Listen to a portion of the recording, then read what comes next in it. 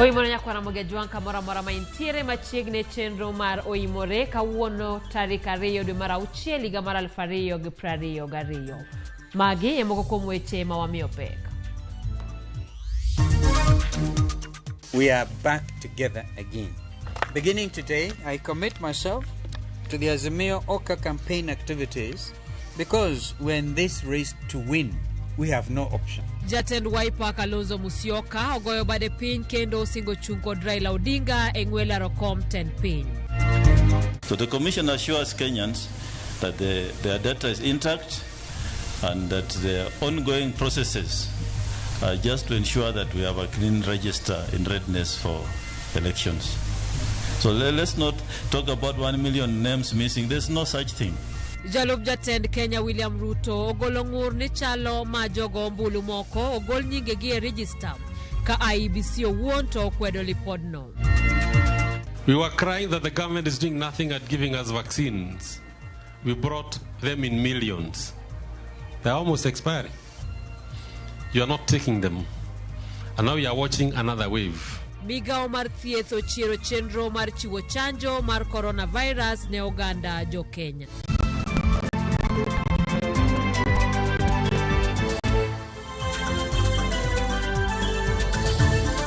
Machiegni nyakwara mogi par ni nyalo cholono ote mari e namba wa menaria deka uchiel nono bende otieno makawuono wabiro bedo koda wendo ma en Willis Otieno mano kil kamaloka ka bende en jalno kara running mate mar Jimmy Wanjigi e laro kom 10 piny Kenya e buo tiko mar Safina Party e yiero maduong' mar dwe mar 8 machiegni nyinga Simfrozo Kinda jaloko marwa Belinda Adhiambo. Jatend duond bura mar Wiper Kalonzo Musyoka ogoyo bade piny ka oyango siro Raila Odinga e ng'wech mar laro kom 10 piny. Kalonzo sebedo kod twak makende kod jokanyo mopogore ka ogeno ni okang' mokaw biro nyayo achiel mar jokanyo e kinde mag campaign. Walter Nyambaga nigi lerno. Jatend Wiper Party Kalonzo Musyoka golo lendo mar duogo e riwruok mar Azimio la Umoja One Kenya Alliance nyadichiel kendo bang' thinyore oko mar riwruogno kendo lando chung' mare laro kom 10 piny Kenya. We are back together again. Beginning today, I commit myself to the Azimio Oka campaign activities because we're in this race to win. We have no option. Kalonzo yie kao leo mar bedo kod teko mohewo jotend migepe mamoko lemo mane opodne kod ogai mar Azimio la Umoja One Kenya Alliance Raila Odinga po nono gi yombe yiero maduong' higane. I've decided to accept with humility and appreciation my nomination as the Chief Minister in the Azimio One Kenya coalition. Ne otene kod jatend KANU Gideon Moi mane opoyo Kalonzo kaka jal machung' kod pache owuon kendo jal majaluor. Today you've subordinated your ambitions, your dreams, not for anything but for the sake of the Republic of Kenya, for the sake of the people of Kenya. And for me it was easy to stand by you. It was easy to be your friend. It was easy to be your brother because simply of your character. Kalonzo poyo jalup Raila Odinga Martha Karua ka osingo setombulu kanyakla kod judito mag Azimio la Umoja One Kenya Alliance. And I want to assure Mother of my full and unequivocal support and that ticket of Raila Odinga, Martha Karua. The question is not if we form the government. It is when we form the next government. Kata kamano, Andrew Sunkuli mane owalo kaka jalup ne to jiwo jo Kenya ni Kalonzo okena foto kata jal moherore kende en ng'at madwaro gik ma itimo kod adiera kendo yor ler. Giving way does not make you a scoundrel. Giving way does not make you a flip-flopper. Giving way does not make you an undecided person. Giving way does not even make you a watermelon.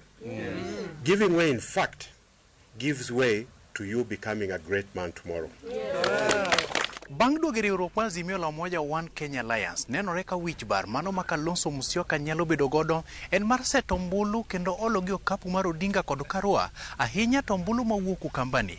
Walter Nyambaga, Ramogi TV, Nairobi. Ogai mar Azimio la Umoja One Kenya Alliance Raila Odinga kawuono tero campaigns mage aluora ma Mukuru kwa Njenga bore Nairobi kae. Jatend Wiper Kalonzo Musyoka oriwore kod Odinga e limbe ma Mukuru kwa Njenga. George Bati nigi lerno.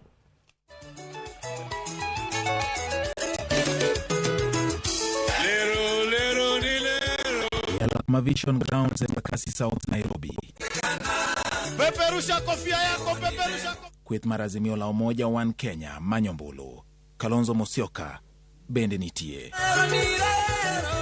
Etwak mare machal kagima nyalo loko kit siasa mar kaunti ma Nairobi.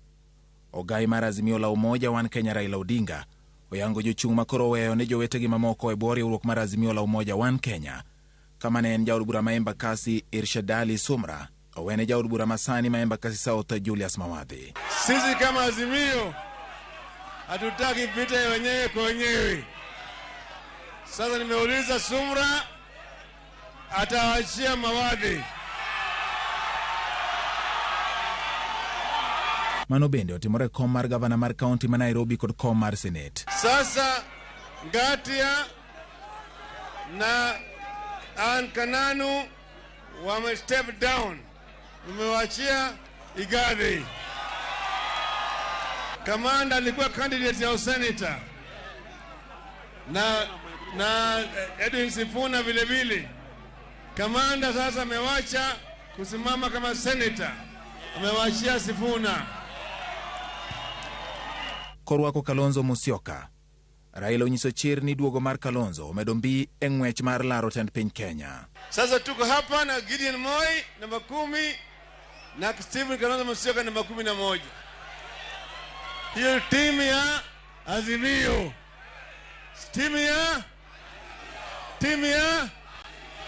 Sasa timu ya Azimio sasa imekuwa full team. Tuko tayari sasa kwenda kupigana na wale timu ya Kenya kwisha. Musyoka okoni bang' choko paro oyie mar wuotho gi Raila Odinga kendo kelo sir mar oganda Jo-Wakamba ka jalupne Anderson Kuli bende osire lwedo. Nitamuunga Raila Odinga mkono na nikasema dada yangu Martha Wangari Karua senior counsel kama mimi, serikali ambayo itakuwa na Raila na mawakili mashuhuri wawili itazingatia msimamo wa the rule of law, independence of the judiciary na mwananchi kupata haki yake na kukomesha ufisadi once and for all in this country.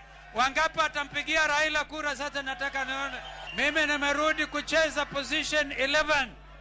Mimi ndio Messi. Kipindi ni kipindi cha lala salama. Sina mna hiyo. Nilikuwa tu napumzika. Baba alikuwa ameniweka spare.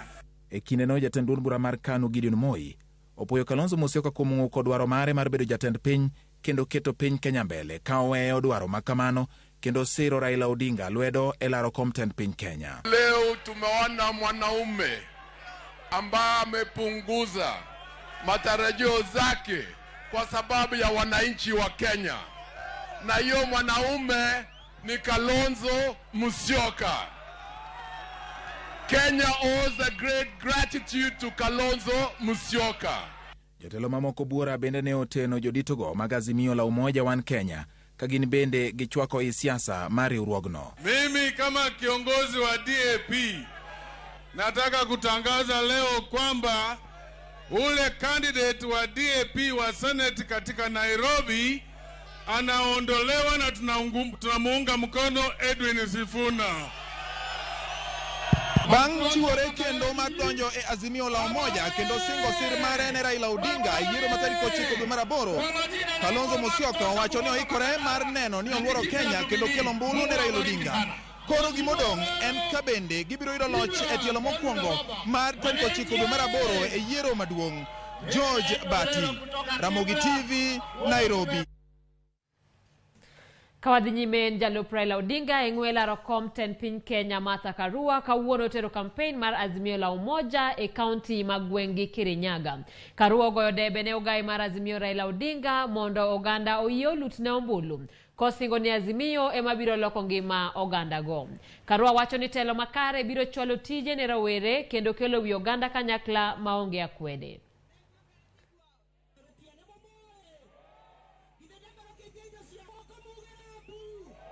Ukiniona mjue mmeona mama yenu. Mimi ni mama wa vijana wote. Kama mama niko na uchungu, hamuna ajira. Tutaboresha uchumi. Kazi sipanuke, mpate ajira. Inawezekana maisha yenu ibadilike. Inawezekana tuwe na Kenya ambayo na umoja, inawezekana tubadilishe mambo ya uongozi, tuwe na uongozi bora. Hata sehemu ya Kenya ingine yote imesema ni Azimio, na watu wamefurahi sana sana sana. Mama wetu aliposemekana ni yeye atakuwa naibu wa rais. Mimi niwaulize nyinyi watu wa Kirinyaga, mnasema aje? Kwa maana Masaini tumesema mama ni sawa akiwa naibu wa rais.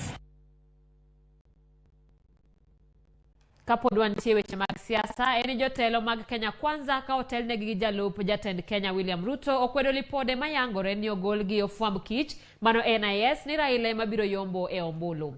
Jotelo go ne oloso e kampen margi e gwenge mag Ukambani. Lydia Okeyo ni kod wachno mathoth. Kweth mar Kenya Kwanza ochwalo kampen mag e gwenge mag Makueni kod Machakos. Jotelogo kutelne gi William Ruto se mokalo jagoro mongiyore migao marita Karanja Kibisho kuom wacho ni Raila Odinga biro yombo gi 60% mar ombulu e yiero mabiro madwe maraboro. Wewe bwana Kibicho, nataka kukuambia, if you have access to national intelligence, that is not your property. National intelligence is paid by these taxpayers. Mimi ndio naibu wa rais wa Kenya. Intelligence report baada ya rais kupatiwa, mimi ndio napatiwa, kabla ya hawa watu wengine wanafanya kazi hapo chini. Ruto wacho ni weche majotelo moko mag pinyo wacho lieko ne gin duoko mag nonro ewi yiero mabiro gin mana mag manyo makendo onge kod adieri. The intelligence report that our NSIS have released is that Kenya Kwanza is ahead by 8 percentage points against our competitors. Josiasa go medo seo joten migep masani yangore ni odonjo motegne siasa kido ginyiso gini giwere kod apisego kapone gigombo bedo e pau siasa. Tuko na Wakenya wengi, tungewapatia hiyo nafasi, sio ya kwamba nyinyi ni special. Hapana, ninyi ni watu tu kawaida. There are so many other people more competent than you whom we can hire. So wacheni propaganda, either mufanye kazi ya serikali, ama kama hamutaki kufanya kazi ya serikali tokeni muende mfanye siasa, tukutane kwa kiwanja. Bendeno duoko weche manyo wuoke twak majaten piny Kenya Uhuru Kenyatta ewi lwenj kedo kod mibadhi. Kowacho ni lwenj mibadhi no chako yulo kane jotelo moko mag piny owacho chako loko lwenj no mar siasa. The failure to fight corruption, and that's why the president was saying is a danger yesterday, is when you personalize corruption and weaponize the fight against corruption so that you use it to fight your political opponents instead of fighting criminals. Jotenda Kenya Kwanza go koro kinya geno limo gwenge mag Nairobi campaign mage. Lydia Okeyo, Ramogi TV.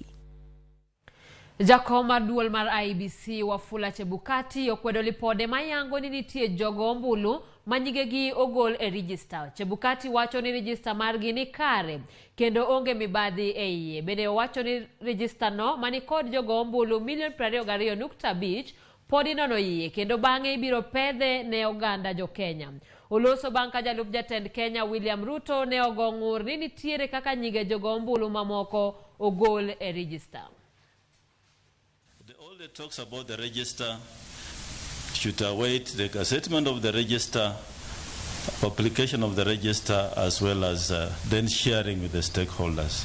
So the Commission assures Kenyans that their data is intact and that the ongoing processes are just to ensure that we have a clean register in readiness for elections. So let's not talk about 1 million names missing. There's no such thing. It's not there. The 1 million names we are talking about are for those who applied for transfers. And we are undergoing the process of ensuring that the proper transfers are effected. Yes, there are cases where polling centers were degazetted because of the request by the owners of those institutions, and new polling centers were created, and that then would amount to movement of the voters from that polling station to the center to the next center. But those are then aspects that will be made very clear to Kenyans. And lastly, on the register, I want to say that yes, we are stopping voter verification today, but the aspects of SMS and online portal will continue.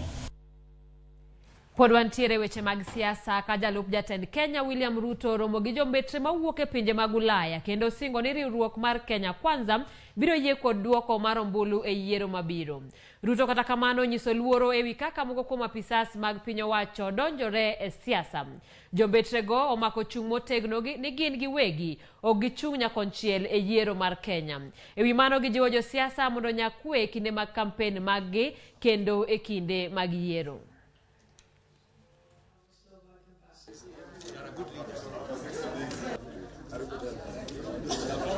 We are Democrats. When you go into an election, there can only be two outcomes. You win or you don't. We are very strong believers that government is not just those who win. It is also those who keep government in check. That's what constitutes a working government. And therefore, we are very clear. And we are ready to sign any declaration to that effect.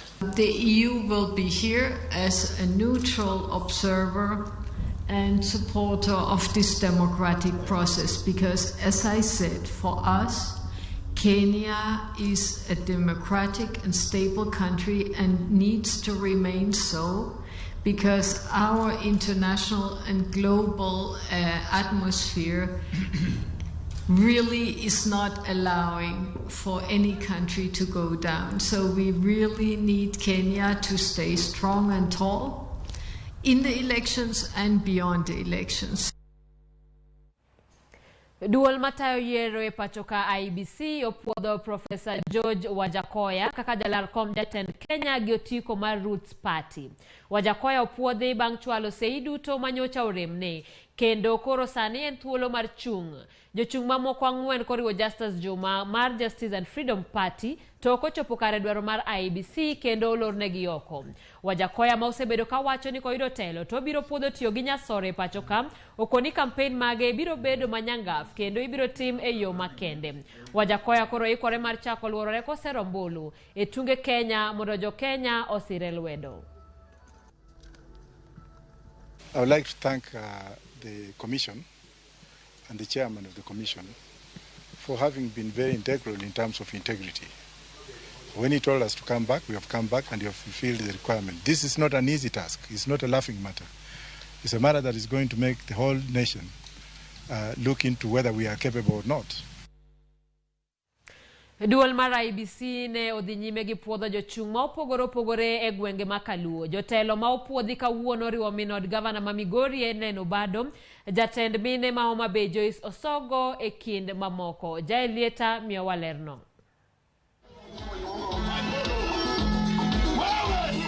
Ne en mor ne johera mag mine malaro competent counties mag gwenge makaluo. Tok duol matayo yiero mar IBC puodho gine dhi laro kombego. Ani jachung mokwongo mar community mosepuodh kod IBC odiochieng' makauno ni endi. E county ma Kisumu jachung kokalo otiko ma MDG Valentine Anyango emano kwong puodhi kilwe kod Ruth Odinga machungi otiko mar ODM kabange to no puodh Filgona Ayugi machungi otiko mar UDA. Akwayo joga duto manitiere ground joma campaign na odamo hera madwani mondo adonji ni wawuoguru gi teko waduto mondo wadwaruru komnieri.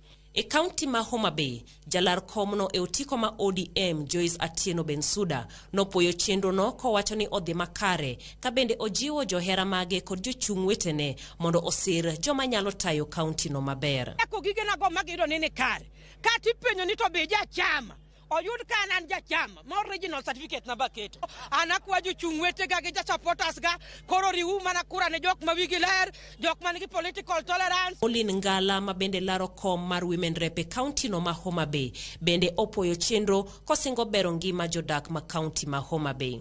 Achung ne mine ma winjo matek, achung ne yudhe ma winjo matek, omiyo e komani kaka neno gi dhi yiera ni abro chung ne gi motegno nyaka e dala koni abro chung ne gi motegno nyaka e parliament mondo mi ginwang gik magidwaro. Jod Governor Mamigori Helen Adhiambo Odie bende no puodhi dhi laro komno kaka jachung' mochung' kende kata independent candidate. Olaro komno kod jochung' mamoko abich ka bende okwayo mondo oyiere kaka jachung' ma ok tude kod jaode Zachary Okoth Obado. Oni mondo jo Migori okawa kaka Helen. Ndalo moko naneno ka Professor Kamar nodwaro kom to chwore be dwaro mano yombe kata do chunga to kanyalo go pap moyombe tagaga be poda inga koro agombo ni jo Migori okawa kaka an. E county ma Siaya, jachungo tiko ma MDG ma bende ne en jafombo Sela Aimba bende no yudo puoth ma IBC kokwayo jo Siaya oyier mariek jotelo madhi konyogi e lemono. Akwayo jopiny ende kinde ni makoro jotelo osechako campaigns ayanga. Dhano ka wuotho oko kanyo gigo kogno jotelo mondo mi giyier jotelo manyalo kelo gi lokrok e ngimagi to giyier jotelo kalore kod yuto margi kata kaka jotelo bro gonyogi e kindego ma gidhi mbele kod campaign. En chenro mane nigi ng'ikruok ne jomoko kaluwore kod koso oboke makagi kacha kaka dwarore kod chike magiyiero. Kata kamano, sama odiochieng' orumo, jomo kalo penj ni e wang' IBC nowuok kod puoth mar gimiyogi otiko mar bedo e ombulu e dwe mar aboro. Jael Lieta, Ramogi TV, Kisumu. Nyako Ramogi gi kanyo nero wadhi e yueyo kata kamano ka waduogo ne wasingo bedo gi wendo ma en Willis Otieno en okil Kamaloka ma bende sani en running mate mar Jimmy Wanjigi e ng'wech mar laro kom mar tend piny Kenya e bwo otiko mar Safina. Kikidhi mabor ka in koda ote nyalo chwalo e namba wa mena 36000. Wadhi e yueyo waduogo.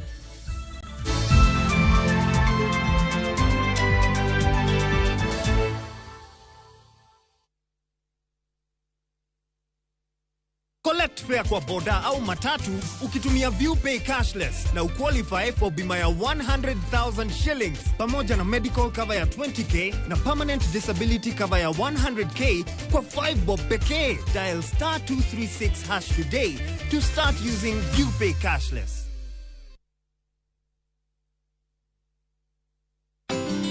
Unga nyororo kwa ugali moto keto kwa masonko basi unga ni gani niambie ni gani unga ni gani kama Saraha Premium.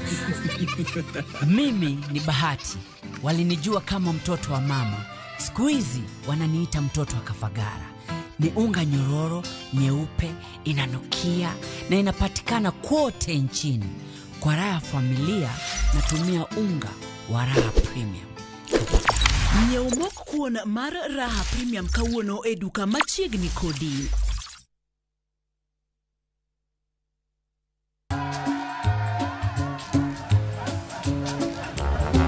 Niaje, unajua juzi nilisikia kuna politician fulani alisema kitu controversial sana, lakini si unajua vile watu saa zingine upenda kuongeza chumvi kwa story. Mimi nilikuwa nataka kujionea mwenyewe nisidanganywe. So ngoja kiasi. Yes, sasa mimi sikungoja kuambiwa. Nilipata the full story hapa kwa simu yangu kupitia app ya Citizen Digital. Hata wewe unaweza pata hii app pia. Unataka nikuoneshe? Stay informed on all the news and events as they happen across the country, the continent, and the world at large. Download Citizen Digital, Kenya's #1 news app.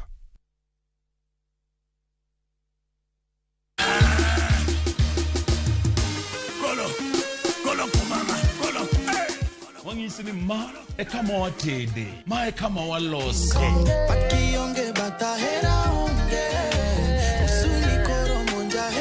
Mit maratari ni kwaro mogi wacho ni ketema naka kuka wachake kuka wadwa mmoke kuka kuneno wane mawanka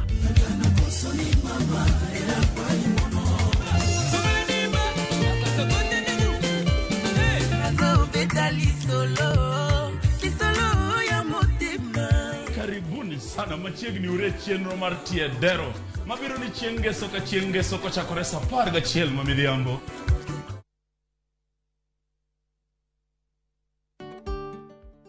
Beng'eyo ni janyiewo nigi ratiro mar duoko mwandu ne jauso mondo losi kaponi mwandu no nigi kasoro ma en owuon emokelo.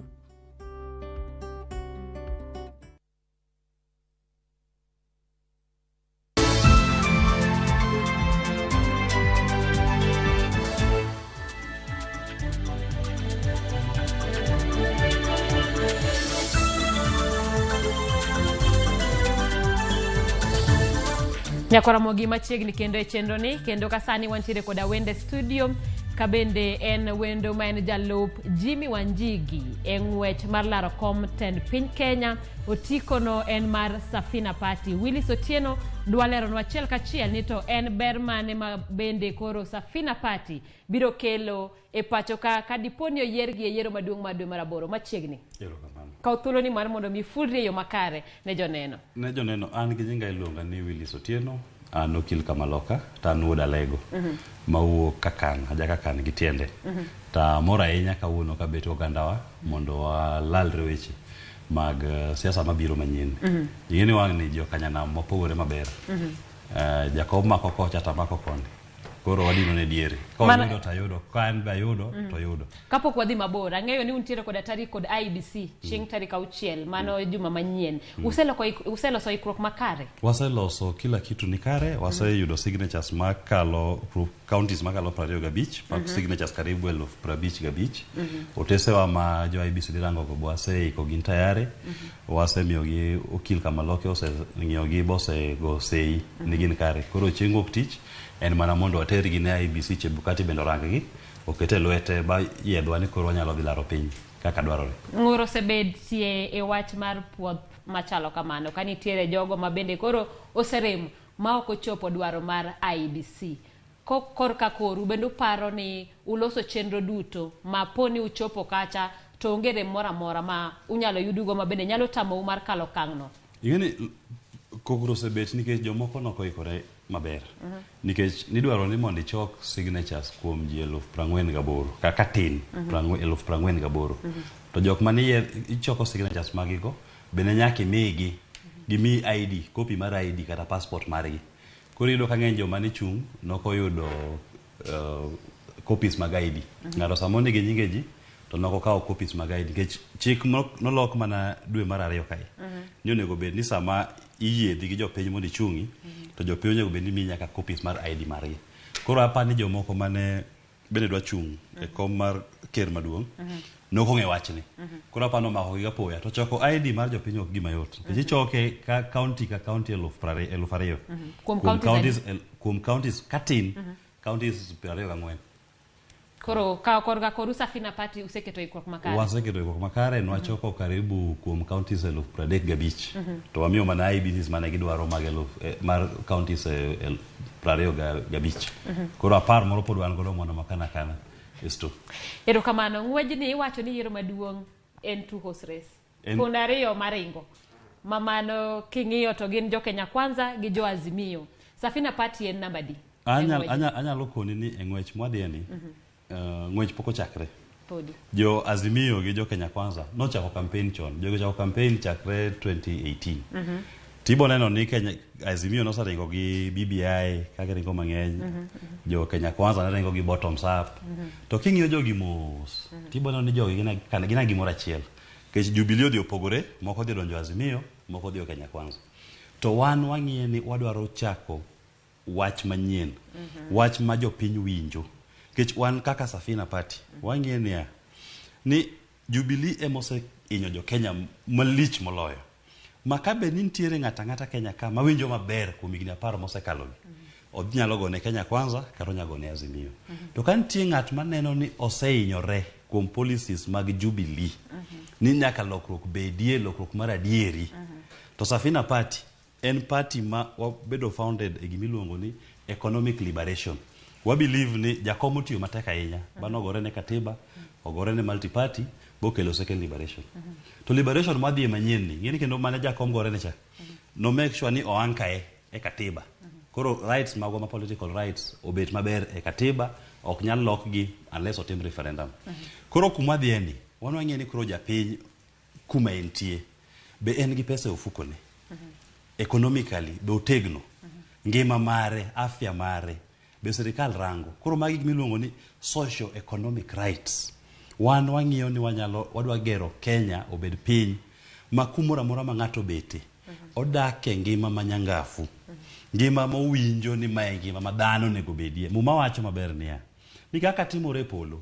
mondo timre piny ka. Polo jok nind kech. Polo chiemo. Ingeni weche mag chenro ma kinde ka kinde siasa biro kendo dhok nyalo wacho weche mathoth. E gima ineno ka jo siasa kinde ka sani koro en sam mar campaigns kendo weche mang'eny ibiro wachi. En pogruok mane e chenro magu ma jo piny biro kawo gadiera kopogore gi wach miwacho e kinde mag campaigns. Kirango kata mos kaka wan jo Safina. De yot ndi no awach no adhi wadonje Azimio kata Kenya Kwanza mondo miwa kombe wabedi. Biwa na bet mamor. Wan wang'e ni en faida mane man kaka koro Willis Otieno. Ni koro ikawa ni adhi kata Azimio kata Kenya Kwanza. Koro miya kata chief minister moro. To jiranda madala nindo kech. Wan wawacho ni wadwaro bet gi jo piny, waloso coalition marwa gi jo piny mang'iyo maslahi mar ng'ama ni piny. Makata economic policies magwa. Wan pro people. Wadwa economic policies matiego jo piny. Gima miyo ng'at ma level ma entiere no kata kin mana ja boda boda kata in mana askari. Wabiro gi policies ma make sure ni idake ngima maber, ngima man nigi dignity mar dhano. Koro ok wamany kombe ne wan wawegi. Kata king'iyo Safina kwa wuotho mana go jande. Kech mage joma kata king'iyo ni igni mabiro igni 30 igni 50 mabiro. Gik ma gidhi timo kawuono gibo bet ni gidak ndalono. Gine ma dhi affect gi. Koro wan wachako wuoth manyien. To ma en wuoth manyien ma Nyasaye boserie bade. Ni Kenya kaka osebedo kitelo ne igni 10 mokadho gi.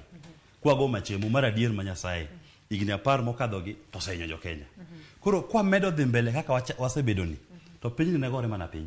Dibed mana ni chalo mana gi Sri Lanka. Sri Lanka be no chako mana kama ikawo loan mang'eny. Yudo kwan be wakawo loan. Sani Kenya ki kuom siling 100 ma sirikal choko. Siling 75 dhi chulo loan. Sirikal odong mana gi siling 25,000. Siling 25. De 25 ni 35 dhi chulo osara mar jotich sirikal. 30 operations. 15 dhi county. Manyiso niya ni komedo dhi kaka wadhi ni kokwang'iyo chien bwaluo yo madwarore to piny biro gore piny. Iwacho kanyo ni ung'iyo rowere kende kinde mabende Jimmy Wanjigi ne wali kaka jalup ne wacho ni ichung' kar rowere manitiere igni 40 kadok chien. Te ung'e maber chandruok mar rowere yudo kendo wang'e ni rowere gin atamalo maduong' mar jogo ombulu. En chenro machalo nade kata achiel kuom gigo ma uneno ni kutimo kinde ma diponi oyudo telo to biro kelo lokruok e ngima rowere. Kwachako kata mokwongo wuon gima bende wasewacho campaign trail. Iyudo ni kata office mag sirikal wacho ni parastatals mag sirikal ng'eny joma tiyo kuro kaka board members, CEOs, chairman mag board gin karibu parastatals machopo 10,000. Wan wacho ni tarik mokwongo mwakao kiapo jo board go te wabro golo wakelo joma nigi experience manyien vijande. Vijande gin 80% mar population mar Kenya ka joma gin below 45 years old. Sirikal nyaka bed face mar jo piny. Koro wabo chako gimiyo gimano. Then kwa dhiye koro economic policies magwa. Wadwa timo gimiluongo kaka mia agwetho kata mana matin. Gimoro kata chando jo Kenya kama lich. Iyudo ni jo thurwa ka iyudo nyiri matindo ikawo Kenya ka to dhi Saudi Arabia dhi tiyo. Gine lwet jomoko nono. Moko kuom gi ng'eny gi duogo mana ka gini sanduk githo. Wan wabo biro gi chenro mar wacho niya sirikal mar Kenya ok biro ja Kenya ok biwe ng'at machielo oro ja Kenya oko. Wachako gimiluongo ni labor agreements kin sirikal mar Kenya kata gi Saudi Arabia government. Kasto ka gidwaro jotich to gibiro ir sirikal. Ma sirikal ema yiero jogi nyirigi. Sirikal ema ndiko gi tich to puonjo gi kasto tero gi. Sama gidhi kucha cha bende waoro labor officer maluwo gi kocha. Koro kata kisaro nyarwa to wan gi labor officer kucha koro government to government ema intervene. Tigini mano on that alone wanyalo employ ji karibu mana milion 500 kende on labor agreements kwa sign gi Saudi Arabia, wa sign gi Japan, wa sign gi Britain, to Philippines osetimo gini maber malich. Ido ka jo Filipino kidhi Europe a Filipino house help en ng'ama iluongo ni premium. Kech tije ber, sirikal margi luwogi, sirikal margi no ochul gi pesa maber, nigi chulo osuru gin bende kendo ritgi maber makoto bang'e igni 5 to dok thurgi. Tena nyako ma bende na ng'ama odak e ngima maber ma Nyasaye gombo ni jopiny onego odagie. Mano mana ka gwetho matin to policies magwa to ng'eny kabisa. Ero kamano isegwetho na e wach mar chiwo kar tije ne rowere. Gwethe ni sani waseng'eyo ni kuom thuolo malach kata kuom thuolo mar igni 10 mosekalo chumi mar piny Kenya kanitiere kamarach. Kendo po nono ni sirikal manyien donjo dwe mar 8 to en ng'ama nyaka bedni oketo chenro makare mar reso chumi mar mondo mi kik opodhi. En chenro machalo nade mana ma wiye ma koro Safina Party ochano mar reso chumi ma pacho. Mokwongo ibono ka wik manyien sirikal dwa dhi medo gimiluongo ni debt ceiling. Sirikal mar Jubilee ni kane gidonjo sirikal Kibaki nen mana debt mar gowi mar Kenya nen 1.8 trillion. Sani gowi mar Kenya ochopo 8.4 trillion. To gidwa medo debt ceiling ochopo 10 trillion. Wan gima wabro chako godo mokwongo. Kech gowi ni bodwa ng'eno akanye. Wabo kwongo watimo gimiluongo ni audit mar gowi gi te. Then wang'i ni gowi no kawe nade to notim kode ang'o. Kapok wachako renegotiating. Kada koro wanyalo luwo joma no kelo gowi te ma inyo Kenya. Ido kata kama mafuta minyeo 50% of pesa mafuta ma itiyo ge odino 50% of it dhi sirikal tax. To tax michoko no dhi mana chulo gowi gi. SGR loan ni ei mafuta ka. Magi modon mondo warangi mara SGR masani wa ringo Kenya kaka dhi Nairobi pile ni. SGR operation cost mare per day en $1 million per day. To pesa moloso en $1 million kende. Manyiso ni pile kare gari no ringo dhi Mombasa. Kenya government jopiny ma Kenya jaluo mana lego jamurng'ia jakakan chulo $125 million pile mondo rail no odhi Mombasa. Koro wan wabro wacho ni nyaka wang'i gini maber nikech ok inyal kawo pesa $125,000 ni wit ipuka pile ipuka to sechego e suptal onge yath kijana onge tich miyo nyuol kako pith nyathine en tabu. Nyaka koro sirikal chak rango ni gimwa timo impact mare ne japiny to chalo nade. Koneno ni gini hinyo japiny mano gimwa dhi werego. Kata kochopo ni train no wamiye jomoko jo private mondo rane ogolwa e gowi machulo $125,000 pile ka pile okra dwe pile ka pile $125,000 pile wachulo wakawo $125,000 ni waketie gima dhi konyo japiny kumentiere. Erokamano mago chenro mabende Safina Party nitiere godo kadiponi oyiergi. Migawo no ero mar ofwamb kit kata NIS no ogolo report ni atamalo 60 mag ombulu biro dhi kata ni ogai mar Azimio la Umoja One Kenya Raila Odinga biro yudo atamalo mar ombulu 60. Un uchung kanye 60 kokalo 60 mangiso ni eno mobiro bedo jaloch kaluwore kod report no. Gima nyaka wach mar adiere niya samoro sasa kan tiege propaganda mang'eny malich. Nitie ji mane sirikal kata ka kibicho gini gin gi support Azimio ma bende en ratiro mare gin gi support Azimio. Koro samoro giwacho gik moko mana ka propaganda. Koro kiye kod report machalo. Report no to ken adier. To kiwacha adier yiero mabiro ni. Yiero ni ng'ama dhi ombe round 1 onge. Yiero ni dhi runoff. Te runoff no e kwa bro neno. Ni en ng'ama dhi runoff ni. To jomo dhi runoff go achiel kuom gibro bet wan. To wane mwa dhi ombo kura ni dhi koro second round. Mano kaluwore koda kaka inene. To bende mana kapok watieko nikech ang'eyo ni sani koro nitiere ywaruok kata nitiere weche mag dar ma bende koro sani ang'eyo ni dar ma koro ng'ato nyalo dhi go e riwruok machielo to koro onge. Kata kamano bende un gi geno mar dar bang' yiero mar mondo mi udonje jogo eko modonje sirikal kata joma moko ma bende koro nitiere oko mar sirikal. Gima nyaka ler ne anyuola wa ni tarik 9 dwe mar 8 wan e debe. To kaponi wadhi wuoyo gi ng'ata wanyalo mana wuoyo bang' election. To kiero mane mana. To kiero no to gima wanyalo mana wuoyo bende kaka koni yiero ni dhi runoff. To wane mibro manyowa. Ibo yudo ka samoro wane number 1 kana number 2 yiero mokwongo. To koro wane mochako manyo kata kaponi jakomo kochopo tene mamanya ka eno mochopo to wane mamanyi. Koro mane ka ji nyawuoyo ka ji osedhi runoff ni koro to chal nade.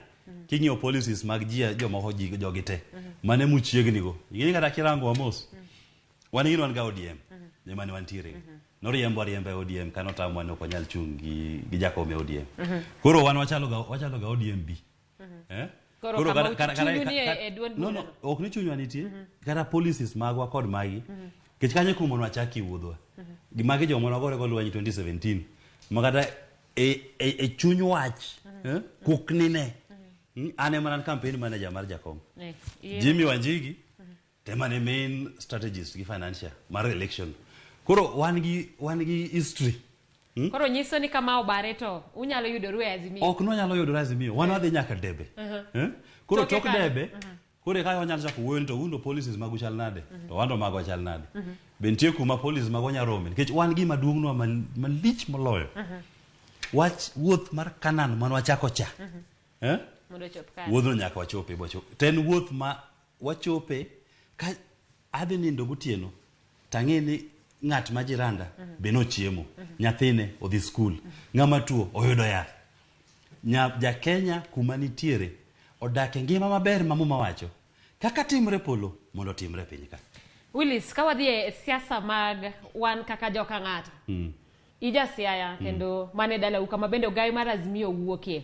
Liekore kata wach nyalo bedo ni koro sama koro iwuok kata dar koro intiere koda duond bura mar Safina Party to nitiere kaka ibire tok jakom e tok Raila Odinga e yo machalo e yore go mag siasa kaluwore ni okun kode e buo kata e siasa duond bura achiel. We akoni king'iyo kata jo osiepewa matwara. Yeni gin sani gima gisetimo. Deputy gisesekiwa. Kaka di Deputy President mar Kenya kaponi na Azimio obed Kenya Kwanza macha giseyudo. To wando joluo kwa keto wae kapo achiel kende to wanyalo hinyre. Koro nyaka wabed gi options. Jakom manyo kocha, tanba manyo koni. Koyudo to ayudo. An be kayudo to ayudo. Koro bet ni gima duong' en ni jaluo. Jaluo nyaka bede mesa mar sirikal maduong'. Ko bet gi Azimio onge rach. Ko bet gi Safina onge rach. Kech gima ayudo boma na konyo ganda wan bende. Ka gima bende oyudo boma na konyo ganda wan. To kendo nyocha ka wuok lamo mane jo dala odhi lamo na Siaya. Ka chopo Wilson to ng'amaro mogo pokuongo mana jakomuon. To penya ni to ulunga nera kech ana nergi. Nera tia kanye. Ne adala na dilemo. Lemo maber. Mano ber kabisa. Nanyiso ni an bena dhi Narok. Bena dhi Narok e koduogo. In go kono anago koni. Manyiso di onge wach ni ng'ato dhi e tok wadgi. Onge wach ng'ato dhi e tok wadgi. Gima duong' mwamanyo en mana ka wanyalo konyo ganda mar Kenya. To ka policies mage bero lo marwa, uboyombowa. Ka marwa bero lo mare, waboyombe. To kako betno, gima duong' en ni jo piny ema bedo gi odiochieng' mar yiero telo ma gidwaro. To en telo ma onego bedni en telo ma konyo oganda mar jo piny duto, okara joluo kende, oganda mar Kenya ngima. Erokamano Willis, aneno ka bende sa marwa rumo kata kamano en wach mane mogik mabende dier mar nyiso jowa ahinya koluwore koda yiero maduong' mabende biro timore tarik 9 dwe mar 8 mar higani. An gima da nyiso oganda wa en achiel. Higni 10 mokadho useneno gi wang'u, en higni musedak, kane ber to ber, kane rach buneno. Ka higni 10 mokadho go ne bernu, to nyago kura kocha. To kidwaro lokruok mar adier mondo higni 5 mabiro gi obed mopogore gi 10 mokalo cha. To Safina Party omiyo opportunity malong'o mondo yier team ma fresh, team moko bedo tende. Jubilee tano tena ni. Jogi na Jubilee tano tena. Bro hinyo marach. To mane gima nawacho no konego bedi. Erokamano anya Willis. Nyakwara moge joang mana kaka isewinje mano Willis Otieno ma en okil Kamaloka, en jalup Jimmy Wanjigi malaro kom tend piny Kenya e yiero maduong' kod otiko mar Safina. Gikanyo wadhi e yoyo matin waduogo koda weche mamoko mawaikoni.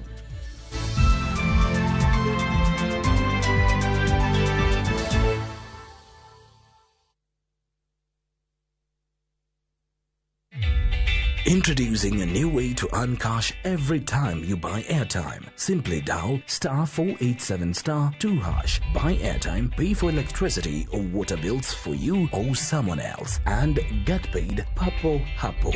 Usinunue airtime na tokens bure bure tu. Earn instantly with *487*2#. Dial *487*2# now.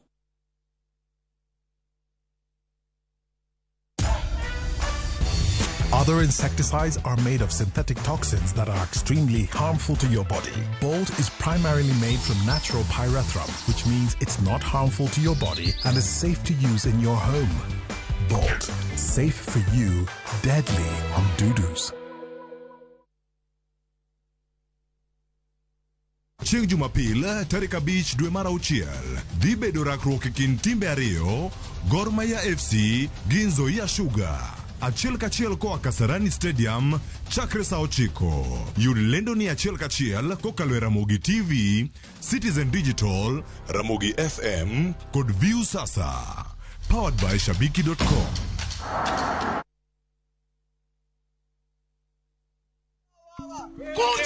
Uchaguzi utakuja, utaenda, utakuja tena na utaenda. Kenya itabaki milele. Together, we can make peace win in our elections. not as one class, but as one nation. This message is brought to you by the Government of Kenya. Making and receiving payments has never been this easy. Introducing ViewPay Cashless. Unaweza collect fare bila hassle ukitumia ViewPay Cashless till number or taking a boda. ViewPay Cashless itakusort. Tembelea ViewPay Cashless agent karibu nawe to withdraw. Dial *236# today to start using ViewPay Cashless.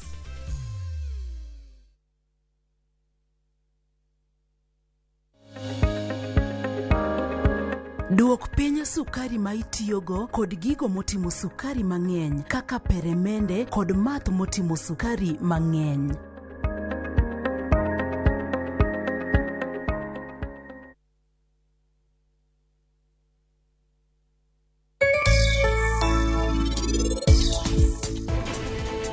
Bihana ang'o motimi?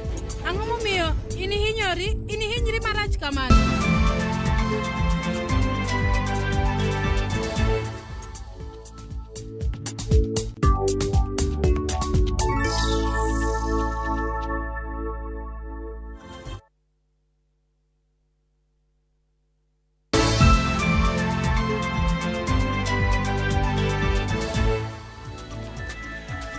Machiegni kendo jakom mar duond od bura mar ODM John Mbadi kotene gi jodito mag riwruok mar Azimio One Kenya kawuono ne oromo kendo loso chenro makende motelo ne limbe mar Raila Amolo Odinga e counties ma Nyanza.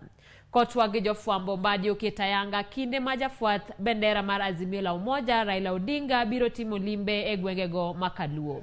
Jotelogo bende okawo thuolono mar chiwo agenda mag riwruok mar Azimio One Kenya kachiel kuomgi en mano mar bero kendo mar biro kedo gi mibadhi mokwako Kenya.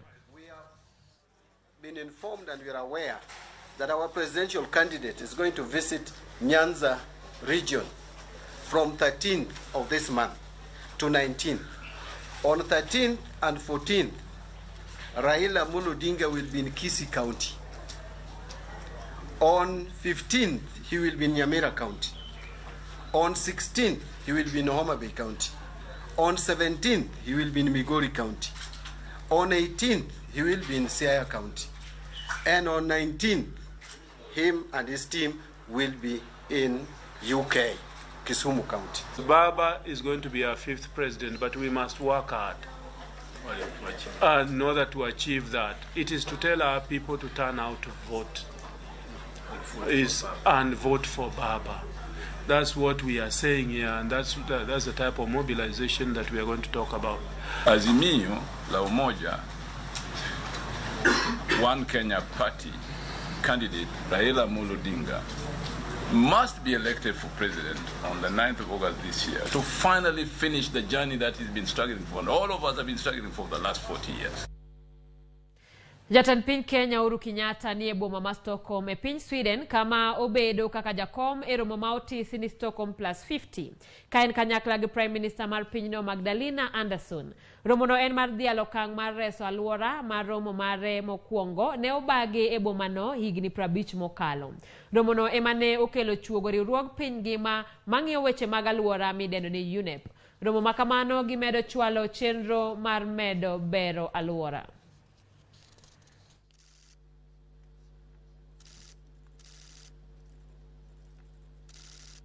Inviting us all here to this city. It is clear, Excellencies, that over the last 50 years, we have deepened our understanding of the grave environmental threat that we all face. We also recognize now that we either stand or fall together because the threat affects all of us across the globe. Unfortunately, despite this recognition, we have made less progress in terms of designing and implementing bold actions to address this threat. So this meeting seeks to therefore accelerate action to avert the environmental crisis and to define a pathway towards an environmentally sustainable future. Kawadhi nyime migao mar thieth kotudore gi riwruoge mamoko kod 10 kaunti ma Nairobi oriwore mar chako kampen mar chanjo mar coronavirus. Migao mar thieth yango ni 3.3% mar jo-Kenya iyudo kod coronavirus juma ka juma, ka ipimo kod dwe mokalo mane en 0.6. Judith Omondi miyo waler. Mar migao mar thieth yango ni ji 100 oyud kod midhusi mar coronavirus e ji maloyo 1000 mane opimi seche 24 mokalo. Ji 80 e kwan ni ne gin jo Kenya ka 20 to ne gin jo pinje maoko. Kwan mar ji magamo midhusi ni mar coronavirus osebedo ka medore e thuolo mar jumbe 3 mokalo, kendo migao mar thieth osechako bedo kod luoro e wi ngima jopiny. 1 month ago, the positivity rate was so low, and it was at 0.6% per day. Today, we are talking about a positivity rate of 3.6%. Na kila wiki tumeweza kuona average ya kila wiki imekuwa 3.3%. Director mar weche thieth Francis Kuria okoni chanjo moko ochiegni kethore nikech jopiny okosewuok mar kawo chanjo go. We were crying that the government is doing nothing at giving us vaccines. We brought them in millions. They're almost expiring. You are not taking them. And now you are watching another wave. We need to get the vaccination. We need to get our second dose. We need to get our boosters. We need to get the first dose. Kuria bendeo kwa ya pisas mag weche thieth counties mondo neni gige pimo coronavirus nitie osiptal ka osiptal. Kendo jogo moyud kod tuono obed mabor kod oganda mamoko. We want to urge the county medical officer of health to make sure we have available the rapid COVID tests so that we can be able to protect those that the patients are going back to. If they are confirmed to be COVID positive, it's always fair that we urge them to, though isolating themselves in their houses. Kaluwore gi migao mar thieth, moloyo jo Kenya 26,000,000 poko yudo chanjo mar coronavirus. Ka gino margi maduong' to en neno ni 100% mar jo Kenya oyudo chanjo mar COVID-19. Tuko na watu milioni 26, 26 million Kenyans ambao bado hawajapata chanjo. Our target as a Ministry of Health is to vaccinate 100% of the adult population and 50% of the teenage population. Nyaka sani, maloyo chanjo milioni 18 osechiwe pacho kae. Maloyo milioni 16 osemi joma dongo. Milioni 1 osemi rowere manie kind higni 15 nyaka 17. 34,000 osemi nyithindo manie kind higni 12 nyaka 14. Kama maloyo 300 gin chanjo mag boosters mosechiwe pacho ka. Judith Omondi, Ramogi TV, Nairobi. Nyakwaramogi jolony mag thieth koni kwan nyithindo minyuolo ka kindegi pok chopo mosebedo ka wito ngimagi kaluwore gi midhiero mag gamo yueyo koro kidek dok chien e pacho kam. Ma en bang' jolony mag thieth chuogo masin manyasani ma ok ti gi sitima kendo ma inyal ti godo nyaka e ute thieth manie kor gwenge e chiwo muya ne nyithindo makamago. Joja Oko nigi ler mathoth kowuok Mombasa. Jolony mag thieth ne jobagoromo Kilifi e nyasi mar sidho e anga masin manyasani ma itiyo godo e chiwo muya ne nyithindo mayom monyuol ka kindegi pok ochopo ma bende ni kod midhieche mag gamo yueyo. Ma en bang' yangore ni kwan 60% mag nyithindo minyuolo kapok kindegi ochopo koro wito ngimagi kaluwore gi midhieche mag yueyo ka masinde mantiere sani to nok kaluwore gi nengo mani malo kendo gitiyo gi sitima. Jambetre mar weche mag thieth e pacho kame Kaidoro Thinyong'o ne en wendo mogwel e nyasi mar sidho masinde go midendo ni Vayu CPAP. Mano gadget ma konyo nyithindo monyuol mayom kata ma premature sama gin gi problems mag breathing. To gima ber gi gadget ni iluongo ni Vayu CPAP. Gima ber kode en ni okoti gi electricity, okoti gi stima. Omiyo inyalo ti kode kamora mora. Onyalo ti kate matatu, kate tuk-tuk, kate ambulance mondo ores ngima mar nyithindo. This device was actually used to save a baby in a tuk-tuk. And the baby was transported from a level 1 clinic to a level 5 clinic over 200 kilometers away, but in a tuk-tuk. And this was possible because this device you can move it around that way. It's portable, and all that it requires is the oxygen source. Laktar mar nyithindo Nahirat Mohamed koni kwana tamalo maduong' mag nyithindo matho nikech midhieche mag yweyo timore kendo odiechieng' mokwongo kod ndalo 28 midhiero mokoni okwako piny mangima to chutho e pinje ma korka dongore kod mago manie diere.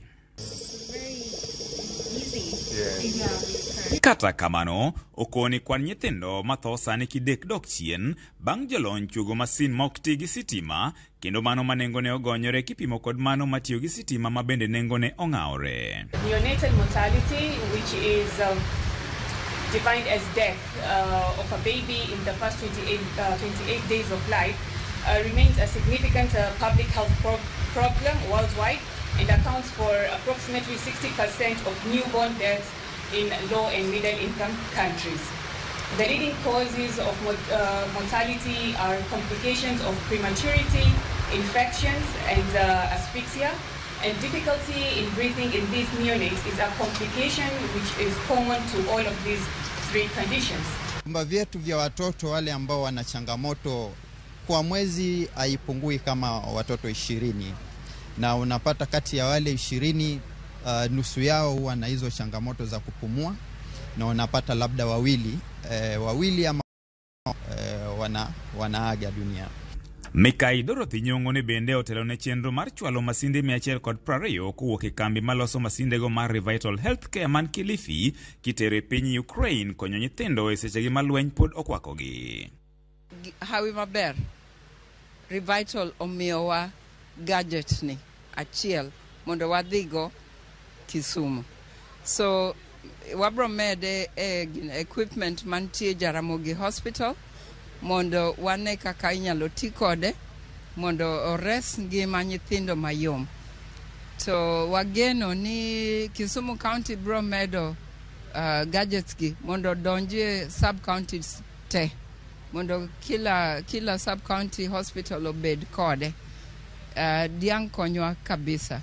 Ma timore sechegi mar riwruok mar piny ngima mochung'ne weche mag thieth World Health Organization. Jotend riwruok